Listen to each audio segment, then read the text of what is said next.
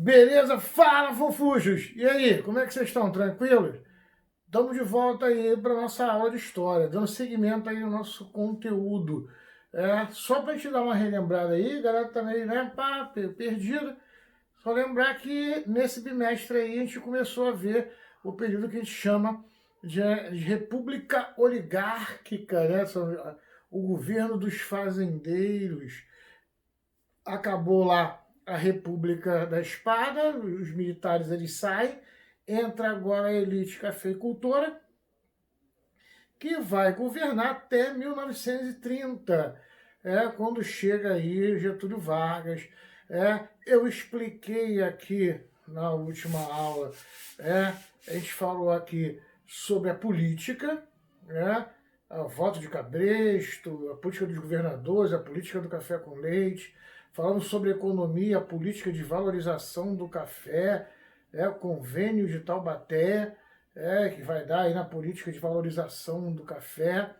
E vimos aqui, falamos sobre a Primeira Guerra Mundial, e como essa Primeira Guerra Mundial ela começa a transformar a sociedade brasileira, que o surgimento da classe média, surgimento aí que eu falo é aquela ampliação da classe média, é um ponto da sociedade ficar meio a meio quando chega em 1930. A gente falou aqui da classe média, esse crescimento da classe média aí. Em 1930 você tem uma nova sociedade. Tanto que a gente no próximo bimestre falar de Getúlio Vargas, a gente já está falando aí do presidente de classe média. Você tem uma característica, uma sociedade de classe média agora, no Brasil forte. Só para a gente dar essa relembrada aí. Voltando aí ao nosso período, que a gente chama aí de República Velha, e dentro dela, República Oligárquica. Ela não foi um período simples assim, houveram várias revoltas dentro deste período. A gente classifica essas revoltas, como a gente falou na última aula, só que relembrando, entre revoltas urbanas e revoltas do campo. Aí nós falamos aqui, olha só, revoltas urbanas.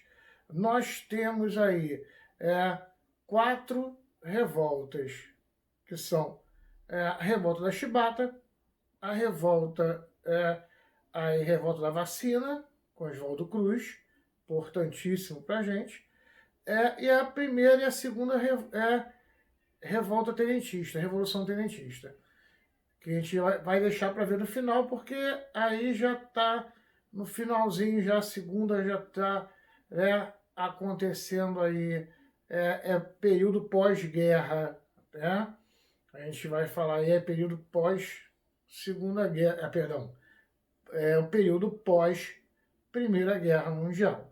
Então vamos falar aqui nas primeiras, as revoltas, a gente tem 4 aí revoltas urbanas, e dessas 4 aí, a gente vai falar hoje, vamos estar falando de 2 primeiro. E a gente tem revolta do campo. Nas revoltas do campo, a gente vai ter aí 3 grandes acontecimentos no campo. A gente tem aí a revolta de Canudos, Guerra de Canudos, que a gente vai estar falando. A gente tem aí o Contestado, a Guerra do Contestado, que a gente vai conversar, e vamos falar aqui do cangaço. Vamos falar aqui sobre o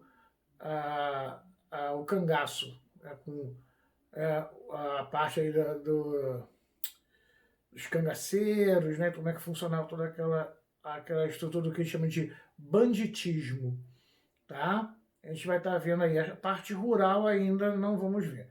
Então, hoje, no que estaremos falando hoje na nossa aula? A gente já deu uma visão geral do conteúdo da gente.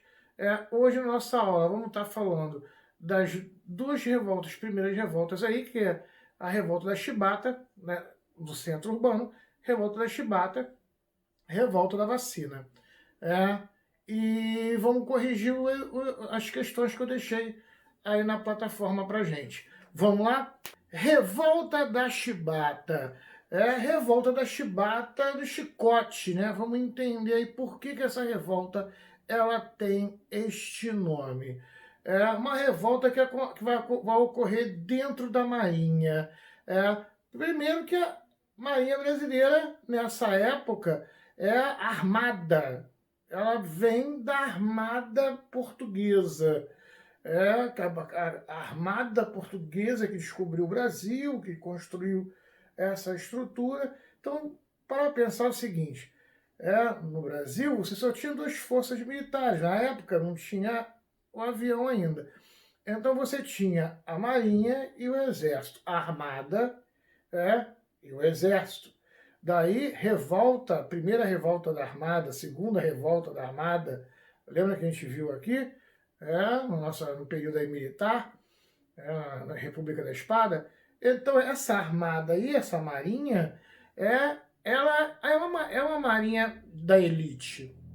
É uma marinha que era monarquista, que não aceitou muito bem essa parte republicana. Ela vai até ir se adaptando e aceitando, mas ela é uma marinha elitista, onde você tem aí os jovens, vindos da família rica, de famílias ricas que são oficiais, e você tem aí os marinheiros que são geralmente, em geral, ex-escravos.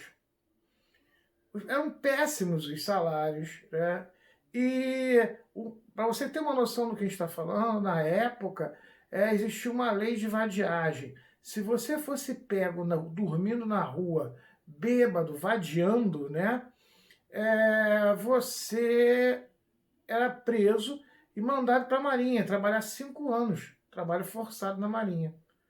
Então você tinha isso. Então para pensar, como a maioria dos escravos foram soltos, e não houve aí aquela coisa de libertamos os escravos, vamos jogar na rua. Sem saber ler, sem saber escrever. Muitas vezes não tinham nem onde morar. Eram pegos, vadiando e levados como marinheiros para dentro da Marinha no Brasil. Tranquilo? Então você tem essa estrutura aí no Brasil. Vamos lá. Como se dá essa revolta da Chibata? Essa revolta da Chibata ela vai ocorrer em 1910, quando o Marechal Hermes da Fonseca ele é eleito e ele vai assumir a presidência da República. Para pensar o seguinte, esse Marechal Hermes, ele era um marechal linha dura. Ele não era um militar muito simpático, não. Ele era um militar muito linha dura. E nesta época, essa marinha ela tinha castigos corporais para os marinheiros. É claro que o marinheiro, se fizer coisa errada, ele vai ter castigo. Só que nessa época aí você tinha chibatada. Chicotada, até porque muitos eram ex-escravos. Então o hábito de se usar chibatada perdurou durante o interior da nossa armada, da nossa marinha. A grande verdade é que não se usava mais na época, não estava mais se usando na época as chibatadas. Mas ela existia ainda como direito, como lei. Entendeu? Ela ainda existia ainda como direito do comandante de aplicar. Por lei ela ainda existia. Você não via mais nenhum almirante, nenhum comandante, nenhum alto comando da Marinha usar isso aí. Mas ela ainda existia.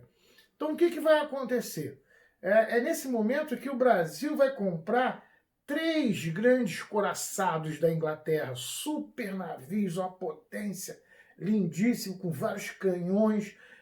Era uma força monstruosa, que comprou aquele equipamento de última geração. O Brasil estava trazendo, se equipando, a Marinha estava se equipando com alta tecnologia, navios de primeira linha, né, de ataque, que eram os couraçados, ataque mesmo, de alto ataque. Então, o que vai acontecer? O governo brasileiro vai pegar um grupo de marinheiros e mandar esse grupo de marinheiros para a Inglaterra, para eles aprenderem a trabalhar, a manusear, manobrar esses navios, esses couraçados. Então eles vão para lá, um grupo de marinheiros vai para lá, para aprender a manobrar esses navios e trazer os navios para o Brasil. Beleza. Então o que acontece? Aí o primeiro grande problema aí é que quando esses marinheiros brasileiros eles chegam na Inglaterra, eles percebem que o tratamento que a marinha inglesa dava para os marinheiros era muito melhor do que aquele que a marinha brasileira, que a armada brasileira dava para os seus marinheiros. Para você ter ideia, até rum era dado até que eles vendem os piratas, né? Inglaterra sempre tem pirata, bebia rum. Então os marinheiros tomavam rum, recebiam rum e tinham um tratamento bem melhor que os marinheiros brasileiros. Então os brasileiros, esses marinheiros que foram para lá aprender, eles já ficaram revoltados, porque viam que a marinha inglesa tratava bem melhor seus marinheiros do que a marinha brasileira, que ainda tinha aquele resquício ainda racista e escravista. Tranquilo? Beleza. Eles vão trazer esses navios da Inglaterra para o Brasil, vão estar trazendo esses navios, os couraçados para o Brasil, para chegar aqui na nossa capital, Rio de Janeiro. Então, quando esses couraçados estão chegando aqui no Rio de Janeiro, e eram três, eram o Minas Gerais, o São Paulo e o Bahia, quando esses couraçados estão chegando aqui no Rio de Janeiro, aquela festa, aglomeração no Porto do Rio, o Porto estava em obra ainda, aqueles navios super poderosos chegando aqui no Rio de Janeiro. Para-se o navio e alguns marinheiros que aportaram, inclusive um chamado Marcelino de Menezes, ele volta com 2 garrafas de cachaça. E caguetaram para o capitão Batista das Neves. O capitão Batista das Neves, que era um cara muito linha dura, manda prender o Marcelino. Ele prende o Marcelino e manda dar 250 chibatadas no Marcelino. Isso aí, você viu aí, 250 chibatadas no cara. O que não é uma coisa normal para a época. Eu não estava nem mais usando isso direito e era geralmente 25 chibatadas. E começa o processo de dar chibatada no cara no meio do navio. Lá na frente do navio, e começa a fazer isso. Aí é o momento da revolta. Os marinheiros se revoltam, vão lá, pegam o capitão, matam o capitão e dominam o Minas Gerais. Quando eles dominam o Minas Gerais, aí eles entram em contato com o São Paulo e Bahia e a revolta é tomada, eles tomam os navios. Esses navios são tomados. Eles são tomados e os marinheiros liderados por João Cândido, que ficou conhecido como Almirante Negro, ele era o líder dessa revolta. Esses navios vão fazer o quê? Vão atirar. Vão atirar na direção da cidade. Estão revoltados e eles vão atirar. Isso inclusive vai acertar o Morro do Castelo. Acerta o Morro do Castelo, inclusive morrem 2 crianças com esses tiros aí. A população desespera. Vê esses navios atirando na cidade. Quem tinha dinheiro, os ricos correram tudo, vão tudo para Petrópolis, sobe a serra, sai da cidade. E os pobres fogem para a Zona Oeste, fogem para longe da beira da praia. Esses marinheiros vão fazer o quê? Eles vão manobrar o navio, vão entrar na Baía de Guanabara e vão parar em frente ao Palácio do Catete e apontar para o Palácio do Catete, onde ficava ali o presidente, o Marechal Hermes, para obrigar o Marechal Hermes a assinar um documento dando fim ao castigo de chibatada. A princípio, o Marechal Hermes não queria assinar esse documento, ele ficou revoltado, ele queria punir e tal, não sei o quê, só que o Congresso vai ter uma discussão muito forte no Congresso, porque o Congresso dá como legítima a revolta dos marinheiros, até porque a gente vivia numa república democrática, então como é que você vai ter chibatada, coisa de escravo, se a escravidão no Brasil já tinha acabado. Percebeu aí? Então os jornais tomaram uma posição e o Senado tomou a posição do lado dos revoltosos. Então vai acontecer uma coisa muito importante, que é o quê? O presidente se dobra. Ele vai lá e assina o documento dando fim ao castigo de chibatada dentro da Marinha. Então eles conseguem aquilo e eles vão ser perdoados pela revolta. Só que não é tão simples assim.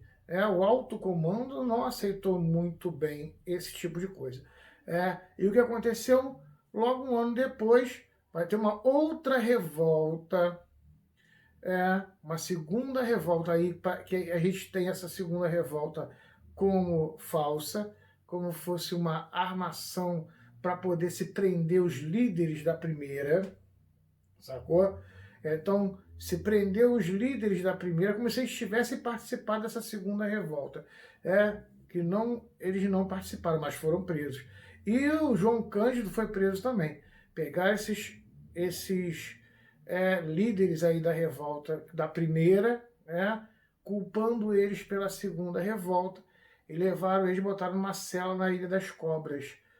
Só que acontece o seguinte, era comum se fazer esse tipo de coisa. Antes, quando você queria matar o teu prisioneiro, o que você fazia? Você lavava a cela com cal e deixava a cela lá molhada com cal e jogava lá o prisioneiro e fechava e deixava o cara lá. Foi o que fizeram com eles, né? Na noite lá de Natal, botaram todo mundo lá, trancaram eles lá e deixaram eles lá 3 dias. O que acontece? Quando a água seca, o cal ele começa a subir. Você começa a respirar esse cal e vai empedrar seu pulmão, você vai morrer. Desses 18 que foram presos, 3 dias depois voltaram lá, só tinham 3 vivos. João Cândido estava vivo. Não conseguiram matar o João Cândido. Mas só que aí o João Cândido sai dali meio que louco. Diz aí, louco, né? Como ele sai dali meio louco, levam ele. E ele também era o grande líder da primeira revolta. E como ele não morreu, aí começa jornalismo, todo mundo em cima, aquela coisa toda. Aí prenderam ele num sanatório. Prenderam ele num sanatório que ele começou a enlouquecer.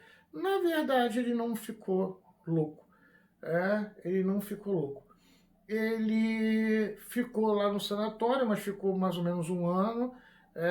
O próprio diretor do sanatório falou: esse cara não é louco, ele fica lá um ano. Depois, quando esquecem dele, o sanatório libera ele.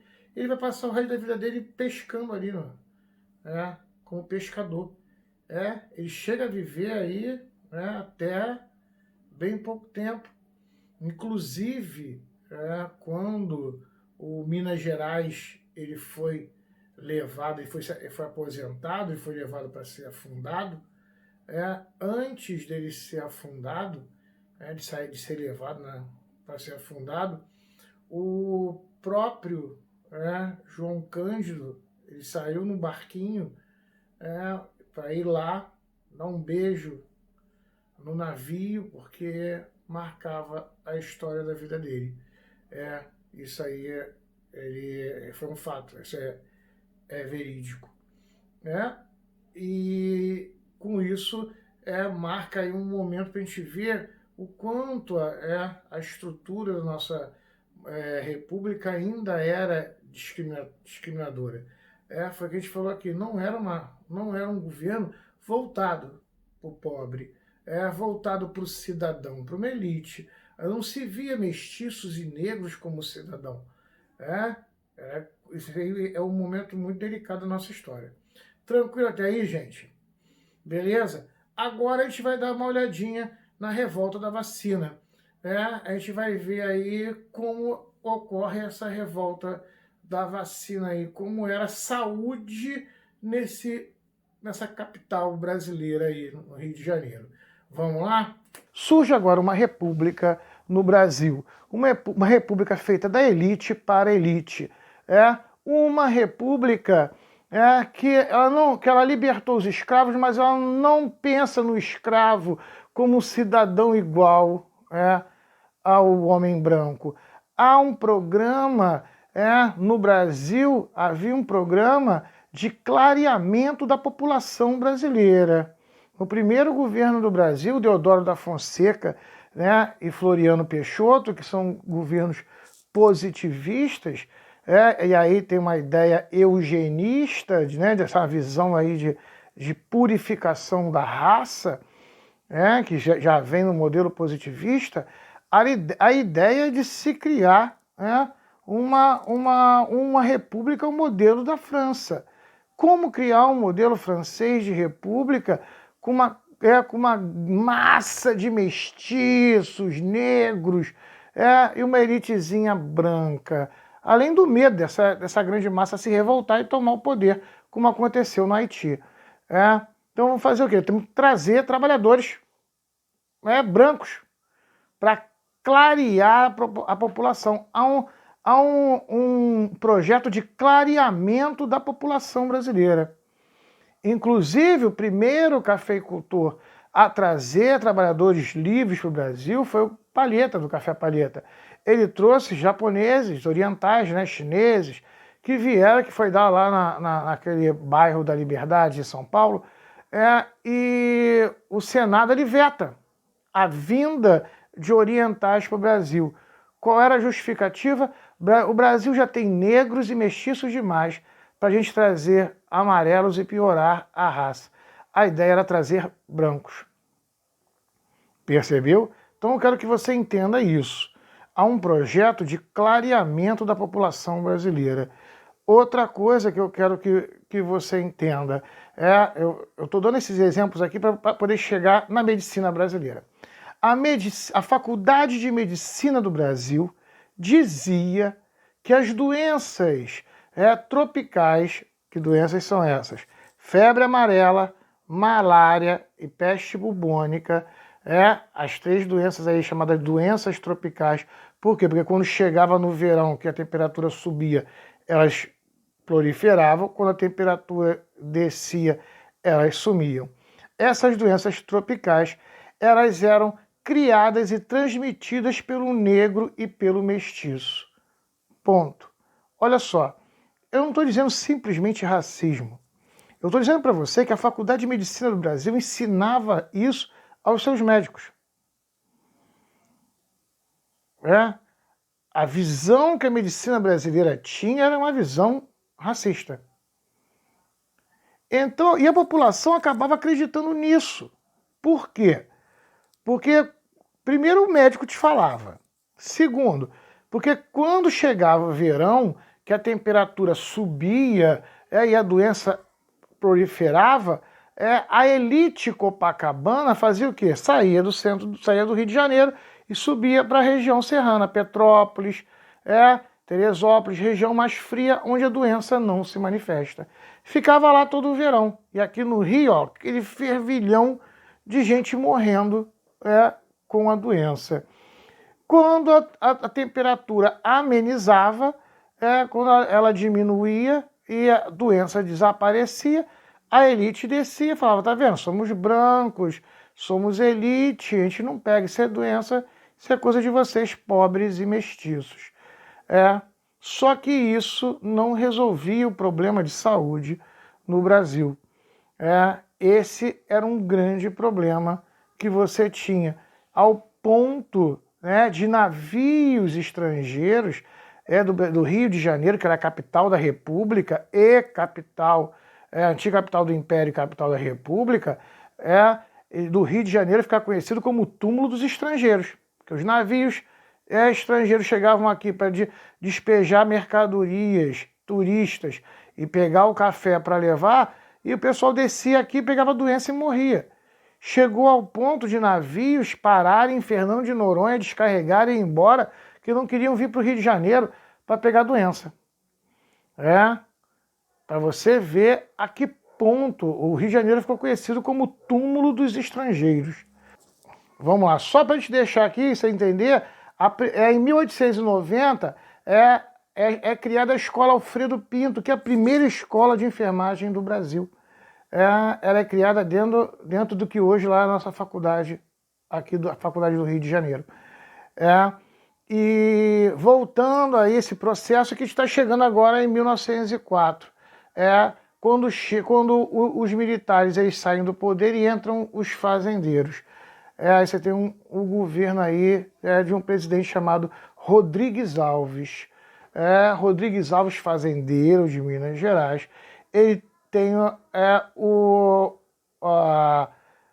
a missão de mudar a cara do Brasil em relação ao mundo. Nós temos que trazer trabalhadores livres. Os Estados Unidos estão passando pelo mesmo processo também. Acabou com o final da escravidão. Para você ter noção, a chegada do porto de Nova York, os caras colocaram uma estátua da liberdade. Por que aquela estátua ali? Para o italiano chegar ali, olhar e falar, não vou ser escravo desse país não, aqui tem uma estátua já da liberdade dizendo que aqui todo mundo é livre. Eles tinham medo de vir para o Brasil e serem acorrentados, por tomar uma corrente na perna. Então, como desfazer essa visão do país atrasado que era o Brasil? O país foi o último país a abolir a escravidão no mundo. Como mudar isso? Esse era aí o que o Rodrigues Alves, presidente, era a missão de Rodrigues Alves. Rodrigues Alves ele vai atacar por dois lados. Primeiro vai fazer uma reforma urbana na capital do Brasil, que é o chamado Bota Abaixo, o centro do Rio de Janeiro. Era aquelas ruas, quem já foi na Rua do Ouvidor ou então em Paraty, vai saber o que eu estou falando. Aquelas ruazinhas estreitas de paralelepípedo, que as casas não tem quintal, você abre assim a janela, já dá na rua, aquele monte de ruazinha apertada, ele sai arrebentando aquilo tudo e vai abrir a avenida. Está chegando o automóvel, aquele carro da manivela, está chegando o bonde. Olha aí, a modernização do Rio de Janeiro. Ele arrebenta os cortiços todos que a gente falou, arrebenta aquilo tudo para abrir a Avenida Rio Branco. A Avenida Rio Branco, para passar o bonde, para passar o automóvel. Olha aí, é o momento em que o Rio de Janeiro está virando a princesinha do mar. E essa galera, André, que estava morando no cortiço ali, arranca tudo, meu irmão. Joga todo mundo para fora. Sem aviso prévio, sem indenização, nada disso. Uma parte da população sobe o morro, processo de favelização, que já tinha começado com a guerra de Canudos. O pessoal já começou a ocupar o morro ali, agora esse processo se intensifica, processo de favelização. Outra galera entra no trem, Zona Oeste, começa a povoar a Zona Oeste, surgir aqueles bairros na beira da linha do trem para você vir para o centro para trabalhar. A massa pobre é expulsa do centro do Rio de Janeiro. Para você ter noção, os jornais da época mostravam para a gente, quando esse centro do Rio de Janeiro ele é reinaugurado, existia uma lei que proibia você andar no centro do Rio de Janeiro se você não tivesse de bengala e cartola. Ou seja, o centro do Rio de Janeiro não era para pobre andar, era para rico andar, era para uma elite. Então é um processo de higienização do centro do Rio de Janeiro e litoral, que até hoje, né, você já tem essa estrutura, em que o Rio de Janeiro, o centro do Rio e a zona litorânea é uma área de uma elite branca, acesso para uma elite, na sua grande maioria, branca, e pega a massa mestiça, negra e pobre e coloca para as áreas não visíveis da cidade. A gente teve a Olimpíada aí, se discutiu muito isso, né? Por que Vila Olímpica na Barra e Lixão em Santa Cruz? Por que não o contrário? Mas o gringo gosta de vir para o Brasil para ver pobreza, né? Eu quero ver pobre, eu quero ver favela. Aí se cria aquelas favelas com teleférico, aquelas casinhas pintadas coloridinha, igual o Olodum. Aí pega-se o gringo, bota naquele jipe, já foi no centro da cidade, já viu isso, bota aquele jipe, aquele chapéu de safari para ver pobre com máquina de retrato, né? Aí sobe lá o Vidigal para tirar foto, festa rave, e o cara acredita que favela é aquilo ali. O cara vai no Vidigal e acredita que favela é o Vidigal. Cria-se agora essa visão fake no centro do Rio de Janeiro. Estou mostrando, estou fazendo um paralelo aqui para você poder perceber que esse modelo ele ainda existe, né? Ele ainda está aí. Então o centro do Rio de Janeiro ele é todo reformulado, a expulsão dos pobres, para você fazer aqui um espaço para a elite poder conviver, e para quando o europeu chegar aqui, ele não se assustar com aquela pobreza. E você também ter o estrangeiro podendo vir morar aqui no Rio para trabalhar, ocupar os cargos, né, de trabalho. A outra parte é a higiene. As doenças ainda proliferavam e esse papo de que a coisa de mestiço e negro não funcionava. Rodrigues Alves vai fazer o quê? Ele vai sair do Rio de Janeiro e ele vai para a França. A França é o que seria para a gente hoje Estados Unidos, o grande polo tecnológico na época. Lá na França, nesse período, está acontecendo a Revolução Pasteuriana. Louis de Pasteur, ele reinventa o microscópio. Que a gente falou, o microscópio ele já existia, mas era aquela coisa de ver casca de árvore. Pasteur ele vai desenvolver o que a gente chama de microscópio de verdade, né? Aquela lente super poderosa, onde você olha e explode na cara dele mitocôndrias, vírus, parasitas, protozoários, células. Está surgindo aí a microbiologia na Europa. Isso lá na Europa. Então Rodrigues Alves sai daqui do Brasil, vai no Instituto Pasteur na França, procura o Pasteur e fala: Pasteur, estou com problema de saúde no Brasil e eu preciso resolver esse problema. O Pasteur vira para ele e fala assim: tem um brasileiro que está aqui comigo um tempão estudando, o cara é ótimo e ele está preparado para resolver o problema de saúde aí para você. Volta Rodrigues Alves trazendo com ele um cara chamado Oswaldo Cruz. Seguindo aí, gente, Oswaldo Cruz. Oswaldo Cruz ele vai ser odiado por todo mundo durante a vida dele. Esse papo de Oswaldo Cruz, o pai da medicina, Oswaldo Cruz, o nosso pai da ciência do Brasil, isso vai surgir após a morte de Oswaldo Cruz. Até a morte de Oswaldo Cruz, o maluco, o retardado que quer aparecer, ele sempre foi maltratado. Ele e os cientistas do Brasil. A gente vai falar aqui, até hoje a ciência no Brasil ela é mal vista e negada, né? Vamos lá. Oswaldo Cruz, ele chega aqui no Brasil e vai ser odiado por todo mundo. Vamos entender por que Oswaldo Cruz vai ser odiado por todo mundo. Vamos lá. Oswaldo Cruz, clínico geral, classe média de Madureira, que quando a avó dele morre, deixa um casarão para ele pega esse casarão, vende o casarão, deixa a esposa com as filhas com um sogro e vai para a França estudar lentes do Pasteur. Ele trabalhava até aqui com oftalmologia, quando eu até falei aqui na última aula, quando você fala clínico geral naquela época, era bem geral mesmo. Hoje aqui foi, e ele vai para lá e dá de cara com a microbiologia, ele fica apaixonado. Ele passa a estudar microbiologia, para virar sanitarista. E ele faz todo o estudo dele. Beleza, quando ele volta para o Brasil, ele volta com o cargo de ministro da Saúde. Ninguém fica, né?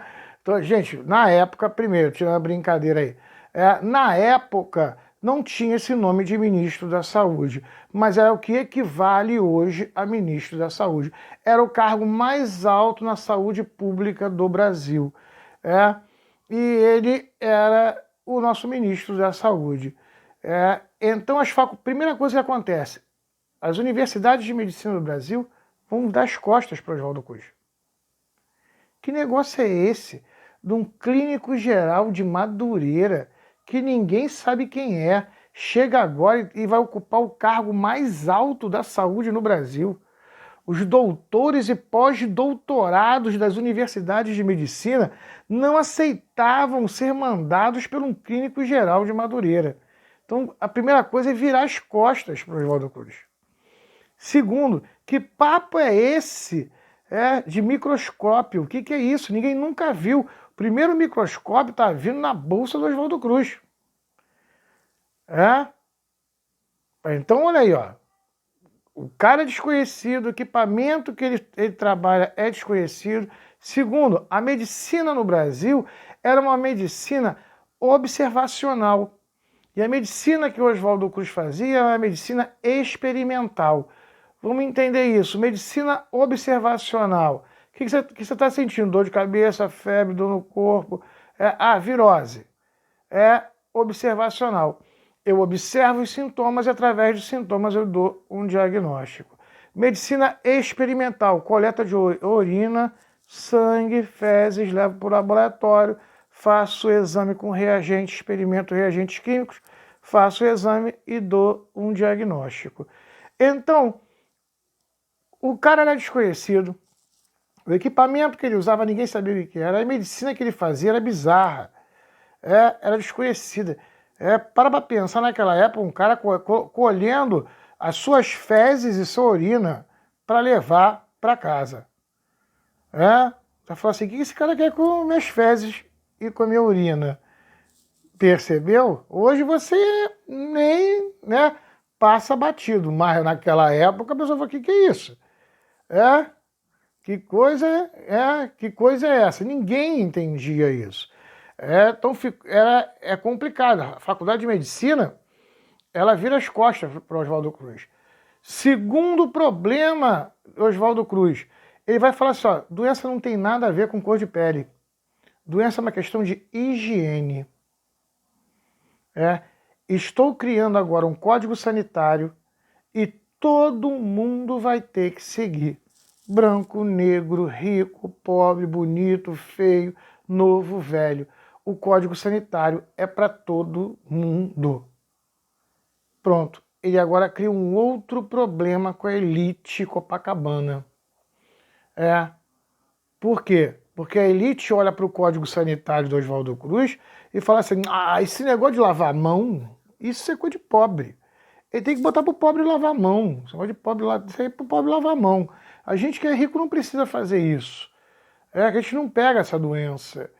Entendeu? Só de obrigar a elite a fazer a mesma coisa que o pobre, para a elite é ofensiva. Porque iguala todo mundo. E a gente vai discutir isso com mais um ponto problemático.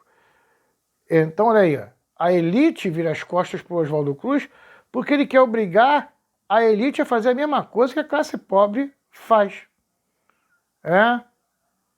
E terceiro problema, esse discurso do Oswaldo Cruz acaba virando um discurso político, sem nada a ver com ele.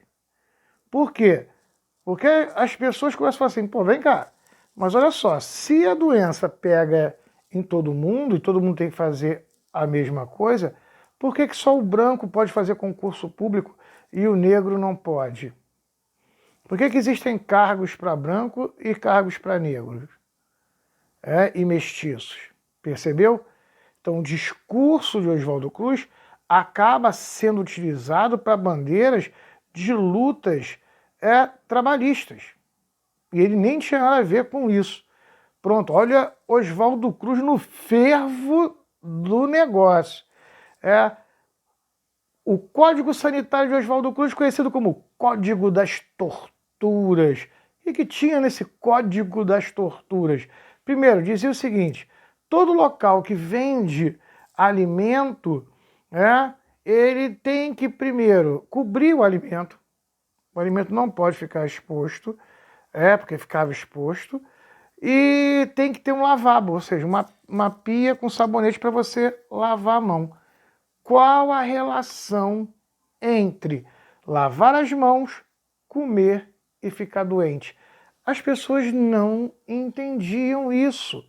Aí Oswaldo Cruz dizia: gente, existem serizinhos que o seu olho não vê, que eles estão na sua mão, eles entram na comida, aí você come e fica doente. Aí ele fala: você tá chapado, você tá aí, ó, muito doidão, tá vendo gnomo. Falar de serizinhos que os olhos não podem ver entrando na comida é coisa de hippie doidão.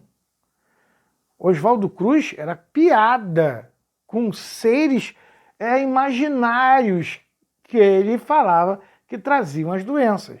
Para você perceber a visão que a população tinha sobre isso. E ele vai criar a lei do escarro. O que é a lei do escarro, que vai gerar uma confusão no Rio de Janeiro assim monstruosa.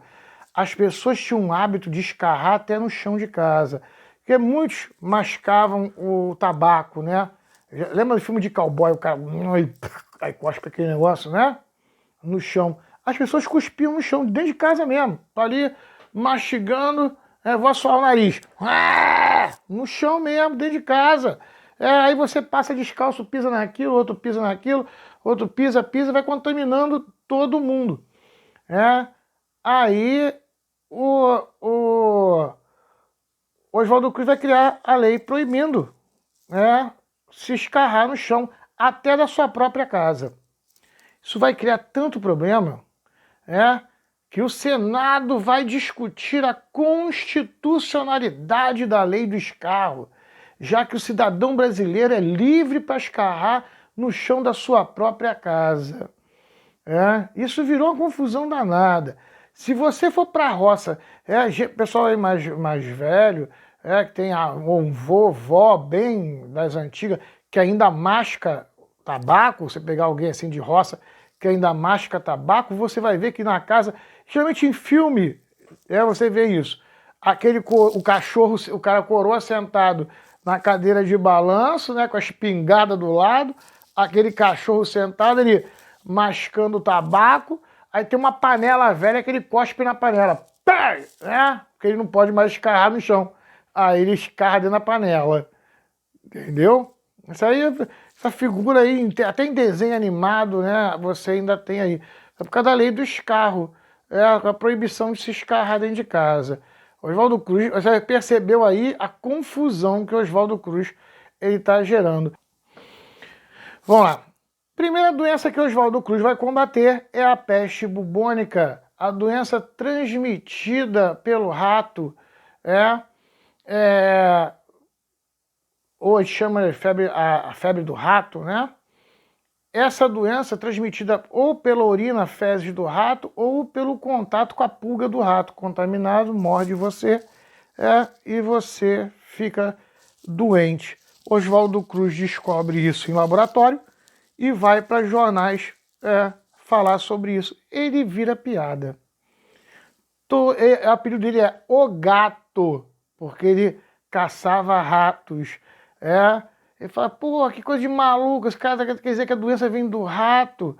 Ele vai criar um cargo de comprador de rato da prefeitura. era um funcionário que saía com a carroça, com a gaiola, comprando ratos da população. Com isso, ele fazia com que a própria população caçasse os ratos e, com isso, diminuísse a população de ratos. Diminuindo a população de ratos, diminui a doença. Por mais que tenha tido fraudes e tiveram, né, dos malandrões criando rato para vender para a prefeitura, a grande massa da população começou a caçar rato e vender rato para a prefeitura, diminuindo a população de ratos na cidade. Com isso, diminuiu a doença em 70%. Mesmo assim, os jornais diziam que era pura coincidência o que o Oswaldo Cruz estava fazendo com a diminuição de casos no Rio de Janeiro. Não davam crédito àquilo que ele estava fazendo.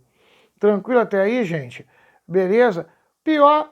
O maior problema de Oswaldo Cruz vai ser com a febre amarela, doença transmitida pelo mosquito que a gente já conhece, o Aedes aegypti. Ele transmite, na picada do mosquito, transmite a doença. Oswaldo Cruz, em laboratório, descobre isso, vai explicar isso para a população. Nos jornais, todo mundo ri da cara de Oswaldo Cruz. Fala, tá maluco, agora é mosquito? Tem figura do Oswaldo Cruz com um mata-mosca gigante, para matar mosquitos.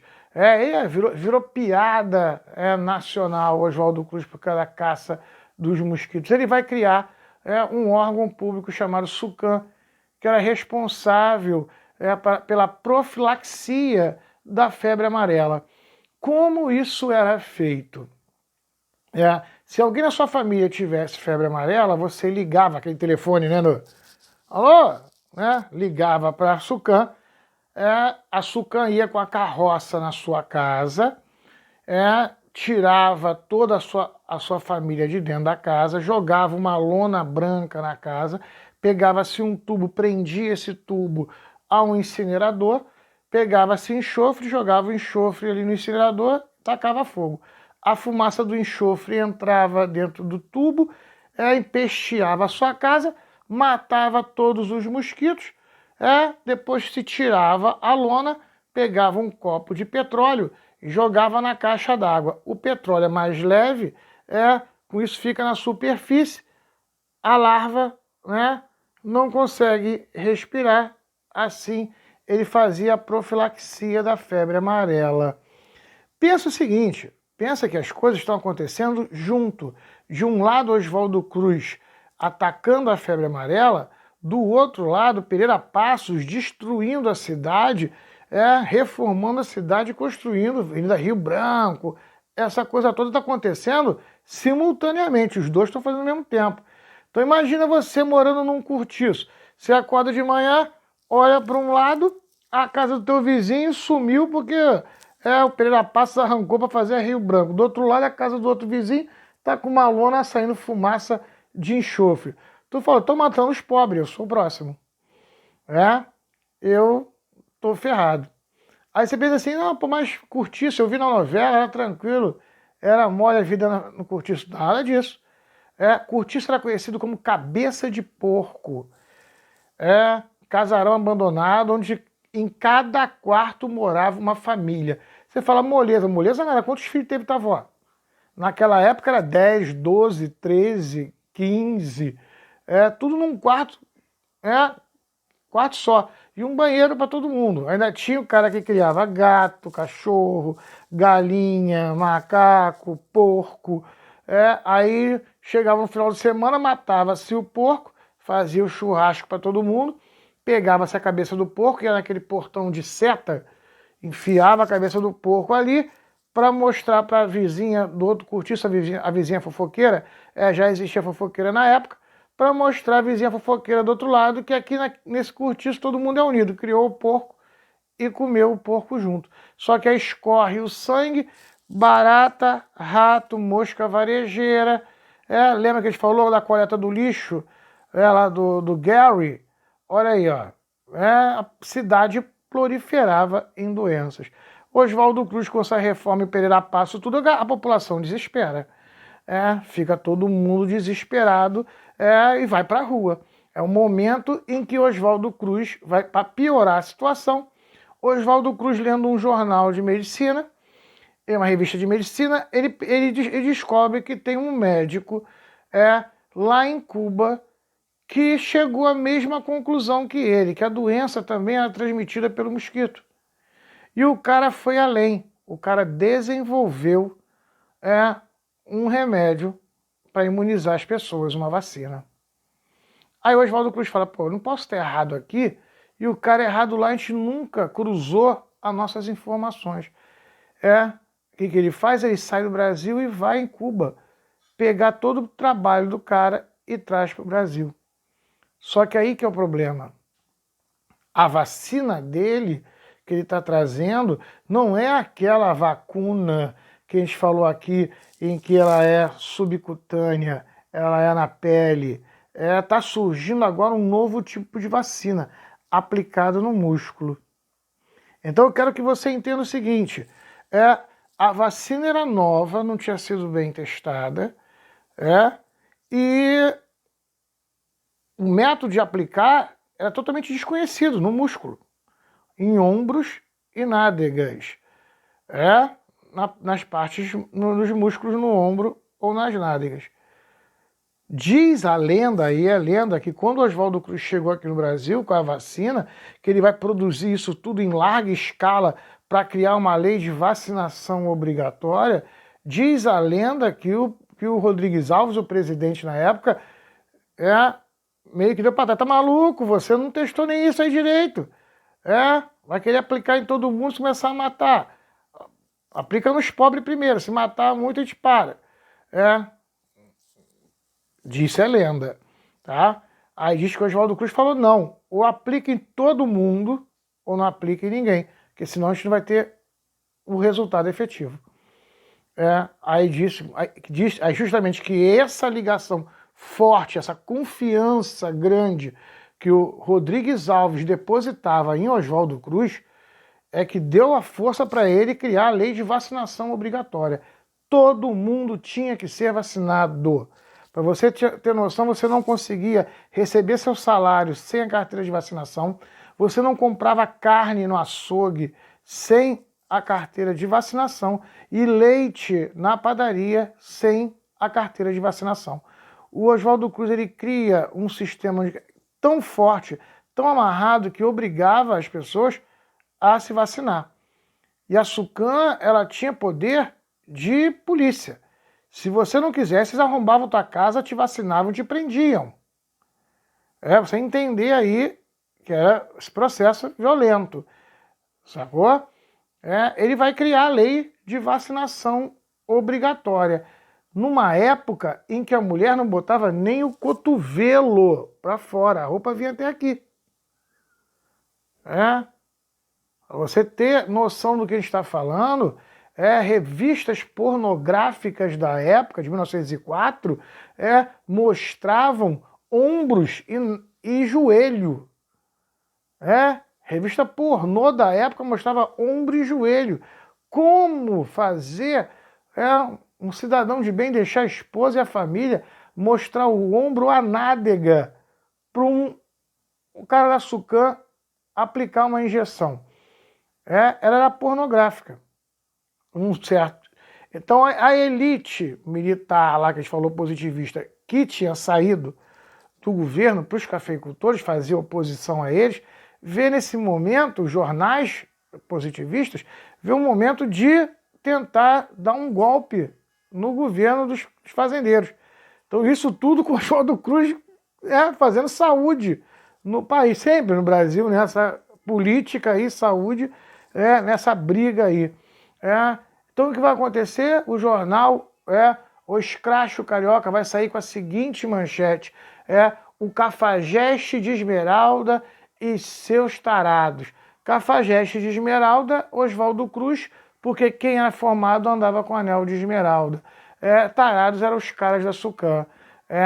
Eles querem adentrar na sua casa e bulinar suas esposas e filhas em partes íntimas que nos deixam até avexados, como ombros e nádegas. São verdadeiros despudorados querem matar as nossas crianças com ferros envenenados.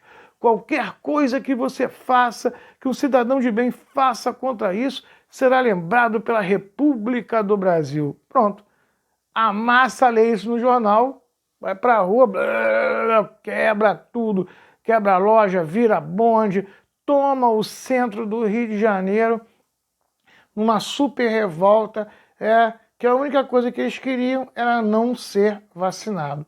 Durante uma semana, o centro do Rio de Janeiro é tomado pela massa pobre que não quer ser vacinada. Uma semana depois, o Exército Brasileiro vai para a rua, gentilmente espanca todo mundo e vacina a população na marra. A pergunta é, Oswaldo Cruz estava certo ou errado? A pessoa fala, pô, André, estava certo, mas por que tanta confusão? Falta de informação. Aí é uma falta de comunicação. Lembre-se, é que eu explico aí, ó, tá a frase aí, ó, ordem e progresso. O Estado mantendo a ordem numa ditadura forte e as empresas fazendo progresso. Olha o lema da República que nasceu. Eu não estou preocupado com a saúde do pobre. Eu estou preocupado em fazer uma higienização no centro do Rio. Então é goela abaixo. Entendeu? A primeira campanha de saúde no Brasil, ela é feita numa tentativa de higienizar o centro do Rio de Janeiro, da capital. Ele não está preocupado com a saúde do pobre. Está preocupado em criar seu ambiente salubre para o gringo poder vir para cá. Você entender esse processo aí. Hoje não, nenhuma campanha sanitária, nenhuma campanha de vacinação sanitária, ela tem que vir, antes dela tem que vir uma campanha promocional. Vai para a televisão, explicar para que serve, como funciona. E mesmo assim ainda tem aí pessoal que não quer tomar vacina, né? Que ainda vive naquele mundo de que vacina não funciona. Terra plana e coisas desse gênero aí. Percebeu do que a gente está falando? Para a gente poder entender aí. Vamos lá. Quem participa aí dessa revolta da vacina, os grandes cientistas aí, ó, todos Oswaldo Cruz, Belisário Pena, Carlos Chagas e Adolfo Lutz. Todos os três aí alunos de Oswaldo Cruz. Todos os três aí maltratados, esculachados por todo mundo. Todos os três aí não gostavam de dar entrevista. Todos os três foram presidentes do Instituto Oswaldo Cruz. Vamos lá, vamos entender isso. Por que construir o Instituto Oswaldo Cruz? Que é o Instituto Manguinhos, vamos lá, nome, Instituto Manguinhos, que é a fazenda de Manguinhos. Então, aí quando Oswaldo Cruz morre, Instituto Oswaldo Cruz, também chamado de Fiocruz, Fundação Instituto Oswaldo Cruz, ou Instituto Soroterápico do Brasil, é a mesma coisa, mesmo lugar. Por que construir um instituto de pesquisa? Porque esse instituto de pesquisa é um castelo. E por que ele é um castelo mouro, árabe, né? Aquelas pontas assim. Vamos lá, Oswaldo Cruz sabia que ninguém gostava dele. E que ele pensava, existem pesquisas que duram muito mais do que a vida de um pesquisador. Hoje a gente está aí, ó, quarentena, esperando para ver se na melhor das hipóteses, né, ano que vem a gente tem uma vacina. Ano que vem, ou seja, menos de um ano. Mas olha, a gente já está achando muito, né? Imagina, com toda a tecnologia que a gente tem hoje aí e o mundo inteiro correndo atrás da mesma coisa, da vacina. Imagina naquela época, ele fala, pô, bicho, tem pesquisa aí que vai durar muito mais que a vida do pesquisador. Então o instituto ele tem que ficar, porque a pesquisa está sendo feita, o pesquisador morre, o instituto vai lá e bota outro pesquisador para continuar. E eu sei que quando eu morrer vai se perder tudo, porque ninguém gosta de mim, vai tacar fogo em tudo. Então você quer fazer uma coisa bonitinha, fazer um castelo, que as pessoas vão olhar e falar, ai que lindinho, não destrói não. E ninguém vai destruir. E com isso vai ficar. E por que um castelo mouro? Diz a lenda, né, que que ele dizia que aquelas torres pareciam agulhas apontando para o céu. Aí vem o delírio, né, do artista, né? E que os desenhos, todos eles, são feitos com escrita árabe. Então você olha de longe assim, você vê um desenho. Quando você olha de perto, você vê que são escritas. Aí pai falou que para ele remete ao microscópio. De longe você vê uma coisa, quando você bota o olho lá para ver, é outra. Aí é o delírio artístico, né, do Oswaldo Cruz. Ele vai construir aí. Diz a lenda que ele vai construindo o castelo e botando tábuas na frente para ninguém ver, mas chega um momento em que as torres aparecem, aí os inimigos dele vão lá no presidente e falam: tá vendo aí? Falando que esse cara é maluco? Tá construindo um castelo, tá achando que é rei. Falou que o Rodrigues Alves vai lá e fala: não tem nada a ver, castelo é só por fora, é um laboratório, mostra o projeto, o presidente dá aval para ele terminar a Fiocruz, que vai ser administrada por ele, vai ser depois administrado também, né, pelo Belisário Pena, vai ser administrado por Carlos Chagas, por Adolfo Lutz, os alunos dele, né, todos ali, uma certa época, administraram ali a Fiocruz. O maior cientista entre os alunos dele é o Chagas. Ele foi o maior cientista. Belisário é o mais importante para a saúde pública do Brasil. Porque essa campanha de se vacinar a população no Brasil inteiro, que foi feita no Rio de Janeiro, quem leva para o Brasil inteiro a vacinação é o Belisário Pena. A cada cidadezinha que Belisário Pena passava, e ele era um cotoquinho, né? Tanto que ele andava com segurança, que era um gigantão, para ninguém bater nele, porque muita gente queria bater no Belisário. Em cada cidadezinha que ele ia, ele construía um posto de saúde e vacinava a população, inclusive aqui no bairro de Campo Grande. O bairro aqui de Campo Grande, o posto Belisário Pena, quem construiu foi Belisário Pena. Só que, para quem mora aqui no bairro, não era onde é hoje, aquela ali na rua André Vesalho, aqui perto do viaduto. Ele era perto da igreja do Desterro. Não tem ali aquele Itaú, o segundo Itaú lá em cima, quase chegando perto da igreja do Desterro. Aquele Itaú ali era o posto Belisário Pena, construído pelo próprio Belisário Pena. Depois, o centro de Campo Grande vai crescendo, o posto é retirado dali, ele é trazido aqui para o outro lado de Campo Grande, e ali vai virar banco, vai virar uma série de coisas ali depois. Só você...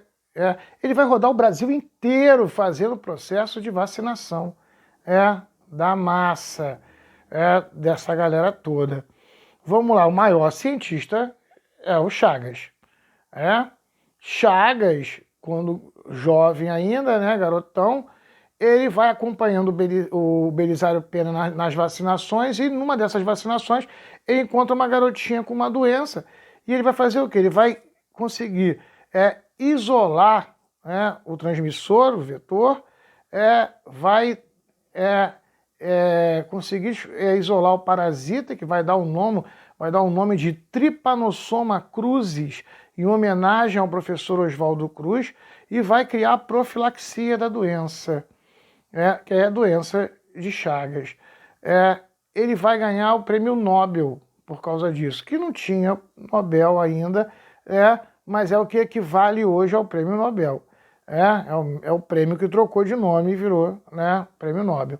Ele vai ganhar o prêmio de medicina da época, porque são pouquíssimos os cientistas no mundo que conseguem fazer todo um processo da doença, desde a descoberta da doença até a profilaxia. Ele faz isso, e os médicos norte-americanos falam: vai dar prêmio de medicina pro cara que descobriu uma doencinha chinfrim, fuleira lá do interior do Brasil. Pô, tá brincando, pô. Menosprezaram o prêmio que foi dado ao Chagas. Sabe o que o Chagas fez? Quero essa porcaria não. Toma essa porcaria de volta. Não quero isso não. Devolve o prêmio. Só que o pessoal cospe pro alto, né? Cai sempre na cara. Os próprios americanos, que nos Estados Unidos construindo estradas de ferro no Havaí, começam a pegar tal doençazinha chinfrim porcaria do Brasil, e falar assim, e tem um cara brasileiro lá que fez um tratamento para isso. Aí vieram no Brasil, pegaram todo o trabalho do Chagas para poder tratar os trabalhadores americanos nas ferrovias no Havaí. Aí depois quiseram fazer uma homenagem, né, ao Chagas para devolver o prêmio. Tu já sabe onde ele mandou enfiar isso, não precisa nem responder. Para você ver como os cientistas brasileiros eram maltratados e mal vistos. Tem um caso da construção de uma ferrovia aqui na Amazônia, que os trabalhadores estavam ficando doentes, de febre amarela e pegando doenças lá, e o Oswaldo Cruz, ele sai aqui do Rio de Janeiro e vai para lá, para poder tratar os trabalhadores da construção da estrada de ferro. E leva todo o processo, com remédio, todo o processo de profilaxia.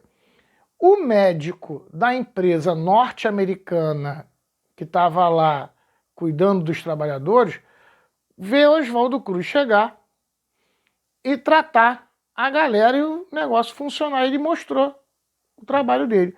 Aí o médico olhou e falou, e qual é esse cara, desse fim do mundo aqui? Esse tal de Oswaldo Cruz, esse Zé Mané aí, trabalhozão desse bonito aí que ninguém sabe que existe. Sabe o que eu vou fazer? Vou roubar, vou pegar todo o trabalho do Oswaldo Cruz, vou botar meu nome e vou lançar nos Estados Unidos dizendo que é meu. E eu vou ficar super famoso. E o cara fez isso. Só que o cara não sabia que o Oswaldo Cruz era conhecido no mundo inteiro. Não pelos Estados Unidos, pela França. Ele era aluno de Pasteur. Então, quando ele foi apresentar, uma comitiva lá, apresentar o trabalho dele, né, de profilaxia, que as pessoas olharam, os médicos, outros médicos, e falaram assim, isso é do Oswaldo Cruz, cara, você roubou. Foi tão ridículo, que ele perdeu o direito de clinicar dele. Ele perdeu o direito de ser médico, por ter tentado roubar o trabalho do Oswaldo Cruz, para você perceber a que nível chegou a coisa. Para a gente fechar aqui, o último, que é o Adolfo Lutz. Adolfo Lutz sai do Rio de Janeiro, vai para São Paulo construir o Instituto Adolfo Lutz, bem parecido com o Instituto Oswaldo Cruz, Instituto de Vacina, soroterápico. Primeiro trabalho do Instituto Adolfo Lutz, um surto de tuberculose na cidade de Santos. O prefeito de Santos contrata o Instituto Adolfo Lutz para poder analisar o surto de tuberculose. Ele vai para lá e descobre que está relacionado com leite de vaca. As pessoas estavam tomando o leite de vaca tuberculosa porque vendia... quem conhece aí, tem parente em roça, sabe o que eu estou falando. Passava aquele cara... todo dia de manhã na carroça, com aquele galãozão, né, batendo o sino, bem, vendendo leite fresquinho, tirado da vaca, né? Só que aquele leite ali, ele não sofreu a fervura, o processo de pasteurização do Pasteur, para matar todos os micróbios. O cara pega aquele leite ali, ó, uau, toma, acaba de tomar, e entra o vírus da tuberculose. A tuberculose bovina sofre mutação, vira tuberculose humana. Ele descobriu isso. Todo mundo riu da cara do Lutz, falou, você é um retardado, a gente está perdendo tempo com o cara, como é que leite vai trazer tuberculose? A gente tem que trazer um cientista de verdade, porque esse porcaria aí não sabe nada de ciência. Vamos trazer alguém que sabe a ciência de verdade, vamos trazer o Pasteur. Foram na França trazer o Pasteur. Gente, Pasteur era professor do Oswaldo Cruz. Oswaldo Cruz, professor do Lutz. Quando o Pasteur chegou aqui, deu de cara com o Lutz, falou, fala aí, Lutz, beleza? Ele falou, beleza. E aí, por que estão me trazendo? O que está acontecendo aqui? Ele falou, bicho, é o leite, tuberculose de vaca. Eu já descobri, mas ninguém acredita. Caraca, quando né, o Pasteur soube disso, deu um esculacho, vocês são um povo de lixo, vamos falar outra coisa, né? Vocês não dão valor assim aos cientistas de vocês, me fazem perder tempo. Foi que deu uma esculachada né, no prefeito de Santos, esculachou todo mundo e meteu o pé de volta para a França. Para você ter ideia, até bem pouco tempo, quem é com 100 anos na época, isso já está morto agora, com certeza, né? Deve ter morrido. Mas há uns 15, há uns 15 anos atrás, 15, 16, uns 15 anos atrás mais ou menos, quem comandava o Instituto o Instituto Adolfo Lutz era a filha mais nova, né, do Lutz, com 100 e poucos anos ainda viva. Agora já não deve estar mais. Eu pesquisei na época, né, e até aquela data, até 15 anos atrás, enquanto estava na família ainda, né, Lutz, o controle, o Instituto Adolfo Lutz trabalhava para qualquer lugar do Brasil, menos para Santos. Você viu o ranço que tinha sido criado de ser menosprezado pela elite, pela política brasileira, pelos jornais e por isso tudo. Tanto eles não gostavam de dar entrevista, eles não falavam muito. Tranquilo aí, gente. Então a gente viu aí essa parte da nossa revolta da vacina aí, Oswaldo Cruz e os sanitaristas do Brasil. Vamos agora corrigir o nosso exercício da semana passada. Vamos lá, gente, rapidinho? Partiu! Vamos lá então, galera, belezinha? Vamos fechar a nossa aula de hoje? Beleza, vamos ver aqui o nosso questionário. Matar eles aqui rapidinho. Vamos lá. Vamos lá. Então, olha só. Número 1. Quando tem início e quando termina a República Oligárquica?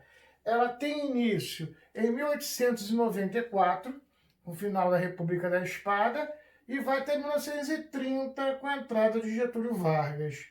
Então, de 1894 até 1930.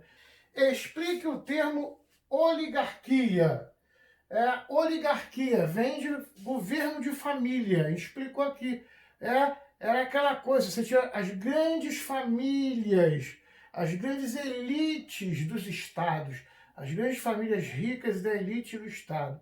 Então são essas grandes famílias ricas das elites dos estados que governavam. Então você tem aí, por isso que chamam de oligarquia, geralmente café, do gado, esses grandes fazendeiros. Vamos lá, galera, então vamos seguindo. Número 3. Qual o nome do primeiro presidente da República Oligárquica? Prudente de Moraes. Prudente de Moraes vai ser o primeiro presidente aí entre os fazendeiros. Tranquilo? Vamos lá. Qual era o principal, número 4, qual era o principal produto econômico do Brasil nessa época? O café. A gente falou aqui, ó. Café era o grande produto brasileiro. É exportado e vendido na Bolsa de Valores em Nova York como commodities, né? Tranquilo? Explique o termo coroné. Que a gente falou aqui, ó, nome dado aos grandes fazendeiros que possuíam sua própria milícia e que antes da República tiveram o título de coronel dado pelo imperador. A gente falou aqui, quando entra a República, acaba isso. Então o coronel continua agora sendo só o coronel da área militar, mas a comunidade, como ele tem aquela milícia ali, a família era sempre o coronel, né, tinha um título, então a comunidade continua chamando ele de coronel. Mas como é no interior, as pessoas falam coroné, aí hoje a gente usa esse termo coroné para designar esse tipo, de título aí que já tinha acabado, mas que as pessoas reconheciam, a sociedade da região reconhecia. Tranquilo até aí, gente? Vamos seguir? 6. Quais eram as 3 políticas que consolidavam a República Oligárquica? Aí a gente falou aqui, ó, voto de cabresto, política dos governadores e a política do café com leite. Tranquilo até aí? Vamos seguir? O que era o voto de cabresto? Então, você coloca aí, ó, resposta aí. O voto não era secreto, o voto não era secreto e só podia votar alfabetizados. Vírgula. Então, o coroné ensinava o seu trabalhador a desenhar um nome e votar no seu candidato. Tranquilo? Aí, sentido voto de cabresto. Ele controla aí o trabalhador para votar no candidato que ele quer. Vamos lá, número 8. De que maneira o coronel garantia que seus funcionários votariam? Garantia que os funcionários dele votariam no candidato dele. Aí você coloca aí, ó. Primeiro, que o voto não era secreto. E ele botava lá um capanga para ficar olhando para ver se o cara votava realmente no candidato dele. Tranquilo até aí, gente? Vamos lá. 9. Por que o tipo de voto da época facilitava o controle dos votos dos peões pelo coroné? Aí, porque o voto não era secreto. Só colocar aí, ó. O voto não era secreto. Então ficava um capanga aí olhando você votar. 10. Quem eram os leões de chácara? Aí coloca aí, o leão de chácara eram os capangas da milícia dos coronéis, dos coroné. O que foi a eleição as eleições do cacete? Número 11. O que foi as eleições do cacete? Aí você coloca aí, ó. Quando duas milícias de coronéis inimigos se encontravam, saía pancadaria. Então, chamavam de eleição do cacete porque saía assim no cacete mesmo. Pegava pedaço de pau e porrada um no outro. Tiro, esse tipo de coisa. Inclusive, teve uma época aí, até bem pouco tempo, em que o exército ia para a rua no dia da eleição, para garantir que não ia haver briga e confusão. O exército ficava nas ruas. Tem pouco tempo. Acho que tem 2 eleições aí atrás que isso acabou. Mas até bem pouco tempo o exército ia para a rua para garantir que não houvessem brigas dentro do período eleitoral. 12. Explique a política dos governadores. Então vamos lá. Para não sofrer uma cassação e receber verba do governo federal, os governadores se alinhavam com a política do presidente. Então, para o governador receber verba, o governo federal mandar verba, o governador tinha que se alinhar com a política presidencial. Que aí que era a confusão. Como o governador ele se elegeu baseado, nos coronéis, ele devia os coronéis. Então ele tinha que fazer obras que agradassem os coronéis. Se ele não fizesse isso, ele estava ferrado com os coronéis ali. Se ele não fizesse as obras, ele estava ferrado com os coronéis. Então ele precisava agradar os coronéis. E para agradar os coronéis precisa de dinheiro. Então tem que agradar aí o presidente. Então não interessava qual o teu partido. Se você era posição ou oposição, direita ou esquerda. Se você está governando, você tem que apoiar o presidente, senão você não consegue verba. Número 13. O que era a degola? Aí coloca aí. O governador que não se alinhasse com o presidente sofria uma CPI, uma investigação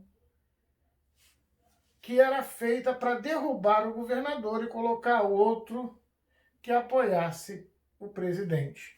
Então, se manipula aí uma investigação em cima do governador, justamente naqueles governadores que não apoiavam o presidente. Essa política é velha, tá vendo? Você vê que você está vendo que essa política é antiga.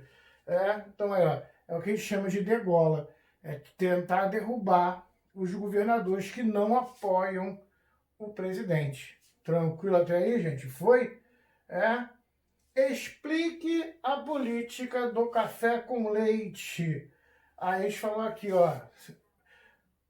o Partido Republicano Paulista dos Fazendeiros de Café vai se coligar é unir, vai se coligar com o Partido Republicano Mineiro, dos fazendeiros de gado, de leite, de carne, vão se unir e em uma eleição eles lançam um candidato paulista com um vice mineiro, na outra eleição um candidato mineiro com um vice paulista.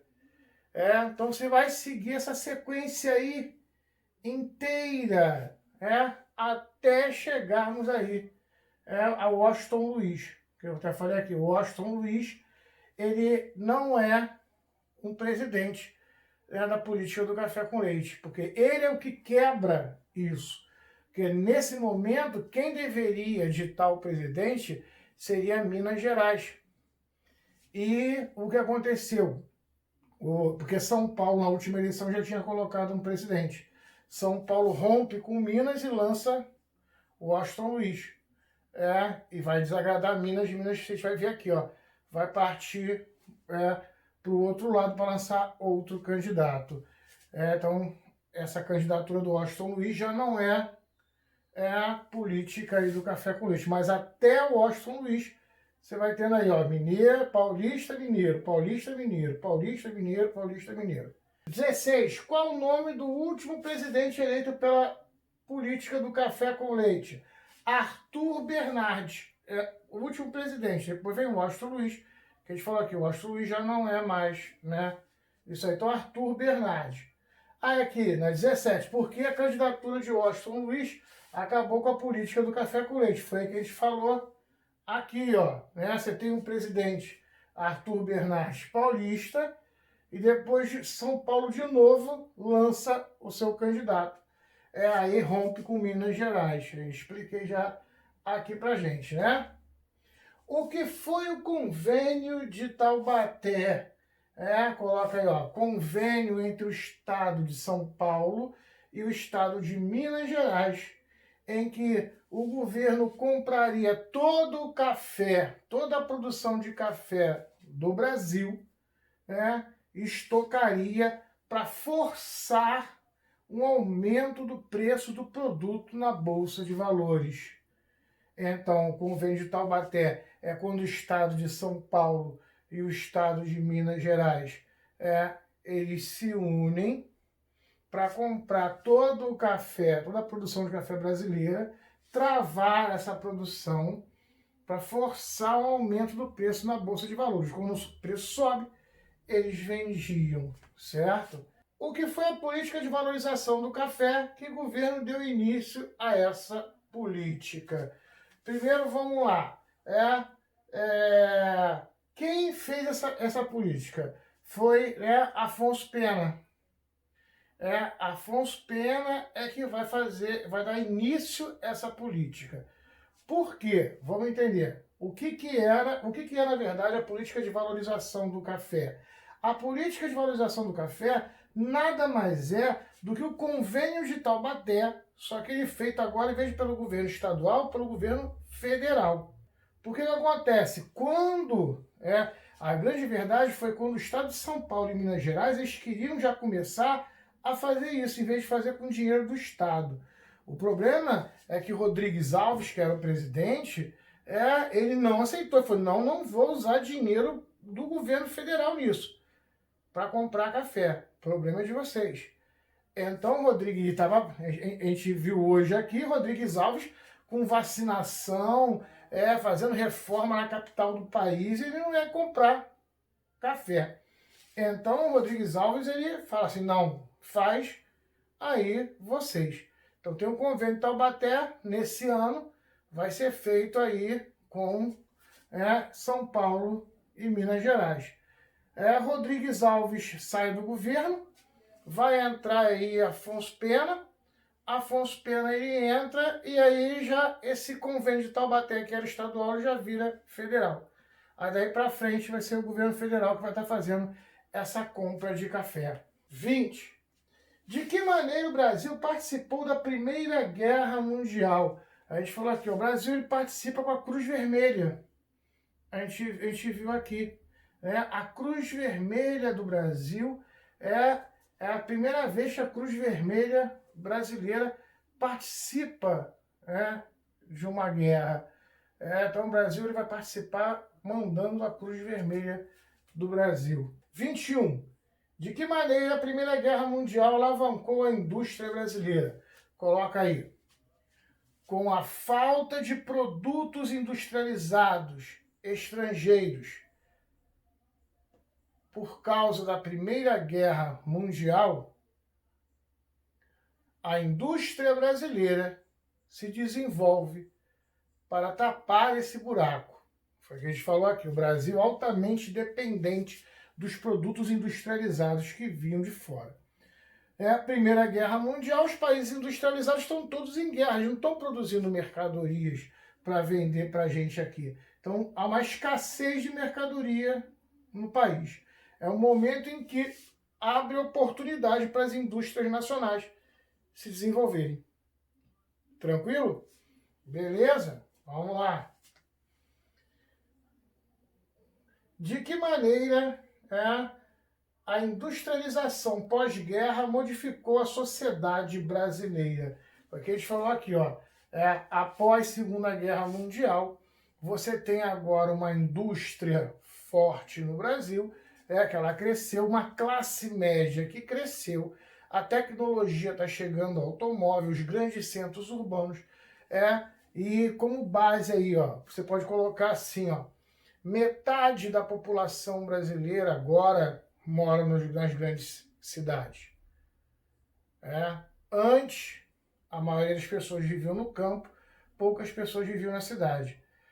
Após a Primeira Guerra Mundial, com o desenvolvimento da indústria, você tem metade da população vivendo nas cidades. Ou seja, você tem agora uma classe média expressiva. Fechamos aí, galera, então. Demos uma olhada geral aí. Eu vou estar deixando agora uma outra bateria de exercícios para a gente estar fazendo aí na semana que vem. Vou estar deixando uma outra bateriazinha de exercícios. E conforme for, eu vou estar deixando já para a gente também o nosso trabalho aí do bimestre. Tá ok, gente? Espero que esteja todo mundo bem em casa, todo mundo com saúde. Fica atento, toma conta aí dos familiares, dos idosos. Segue as recomendações da Organização Mundial de Saúde. É muito importante isso. Estamos aí, gente. Valeu, até a próxima. Fui!